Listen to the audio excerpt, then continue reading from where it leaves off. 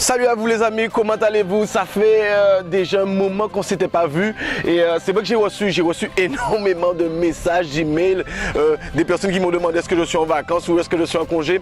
Mais je vous rassure, j'étais juste un petit peu absent, comme vous l'avez vu. J'avais fait un direct où j'annonçais mon mariage, donc j'étais dans les préparatifs de mon mariage. Et juste après le mariage, j'ai eu une grosse grippe qui m'a mis complètement KO. Donc voilà, c'est pour ça que j'étais un petit peu absent. Mais aujourd'hui, je suis là et j'ai envie de vous faire une petite vidéo parce que vous avez été nombreux à me poser plusieurs questions, mais j'ai eu des questions sur le mariage, j'ai eu des questions sur le couple et je me suis dit, voilà, déjà pour faire une petite entrée en matière, que je vais faire un global de tout ça et je vais faire une petite vidéo avec.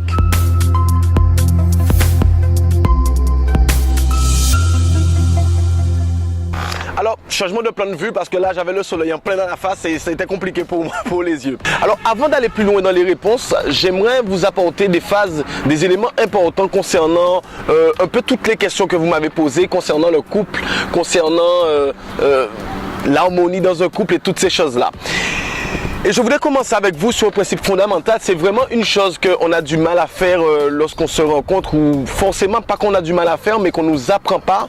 Première étape les amis, lorsqu'on se met en couple, c'est le cadrage. Alors, c'est quoi le cadrage? Mais le cadrage tout simplement, c'est se poser lorsqu'on sent plus ou moins que le couple devient sérieux, j'ai envie de dire, parce que c'est pas quelque chose que forcément qu'on va faire dès le départ, mais c'est important pour l'autre, pour l'un et l'autre, de savoir qu'est-ce que l'un attend de l'autre, qui je suis, qui tu es et qu'est-ce que tu attends de moi. C'est ce qu'on appelle le cadrage.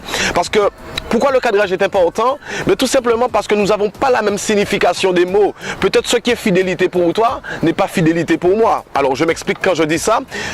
J'ai vu plusieurs articles des fois, plusieurs petits messages qui disent par exemple que, j'ai envie de dire, mentir c'est tromper.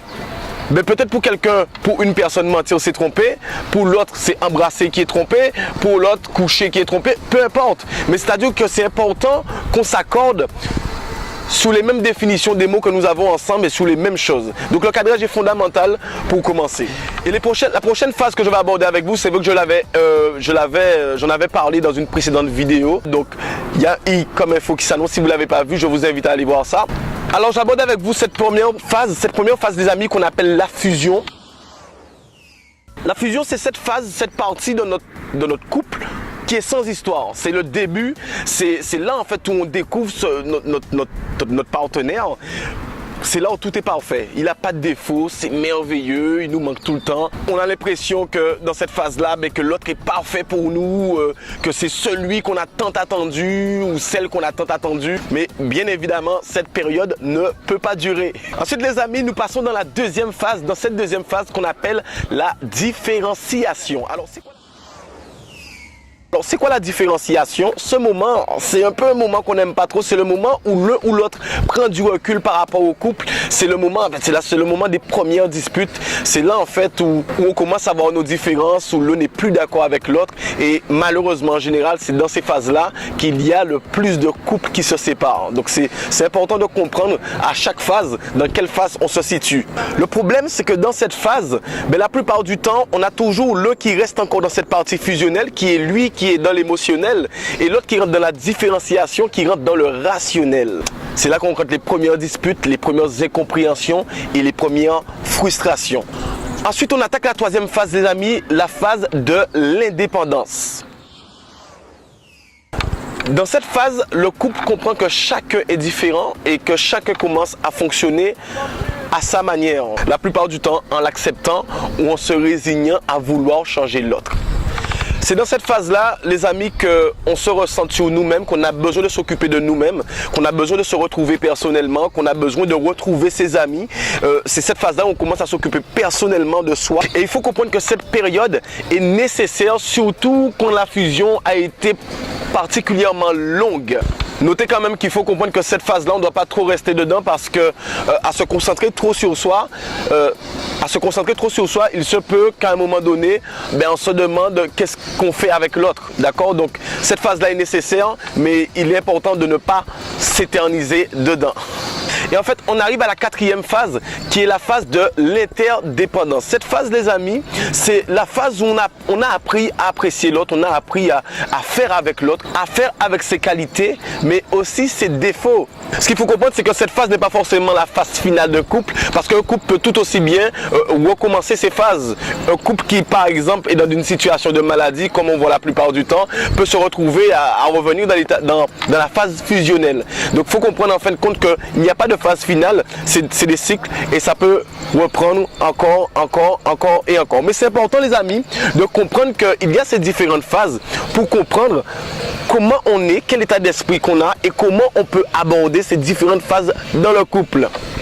Alors pourquoi je vous parle de ces 4 phases, les amis? Tout simplement, c'est seulement en traversant ces 4 phases que vous saurez clairement, de façon très précise, est-ce que la personne avec qui vous êtes, c'est une personne avec qui vous avez envie de faire votre vie? Est-ce que c'est cette personne à côté de qui vous avez envie de vous lever tous les matins, de vous coucher tous les soirs?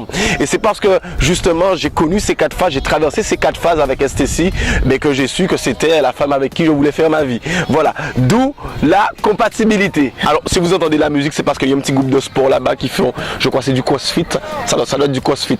Je crois que je vais aller les rejoindre tout à l'heure. Maintenant, pour répondre aux questions, alors j'ai eu la question, comment on sait à quel moment se marier?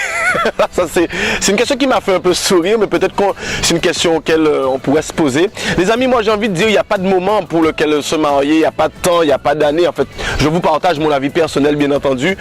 Comme je dis, comme j'aime à dire, c'est quelque chose qui se ressent. Et comme j'ai dit dans la précédente vidéo, il faut bien comprendre que c'est la compatibilité de 2 êtres qui les amène à s'aimer réellement. Moi j'ai envie de vous dire qu'on n'a jamais entendu quelqu'un dire on est compatible mais je l'aime pas. C'est rare, je ne dis pas qu'il y a toujours l'exception qui fait la règle, mais c'est rare d'entendre ça.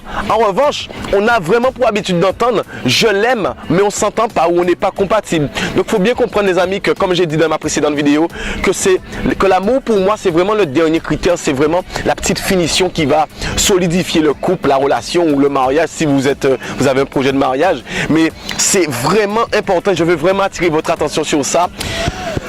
Vous avez dans un couple 2 personnes bien entendu différentes, et vous avez un qui adore sortir et l'autre n'aime pas sortir. Il y a une qui aime faire le sport, mais l'autre n'aime pas faire du sport. Il y a une qui aime se retrouver avec des amis et l'autre qui ne... Un tas de choses, en fait, vous n'avez pas de points communs, vous ne partagez pas les mêmes intérêts.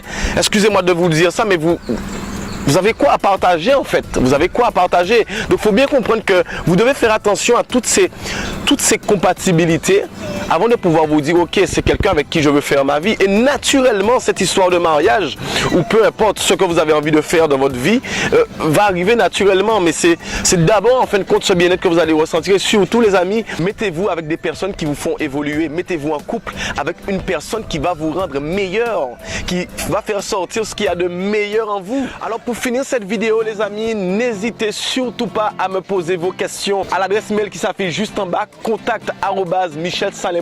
Bien entendu, j'y répondrai en gardant votre identité secrète, ok, soit par message privé ou soit à l'adresse mail. Si vous avez aimé cette vidéo, mettez-moi un énorme like, partagez cette vidéo au maximum et abonnez-vous à ma chaîne YouTube si ce n'est pas encore fait. Je vous dis à bientôt dans une nouvelle vidéo. Bye bye, je vous aime tous.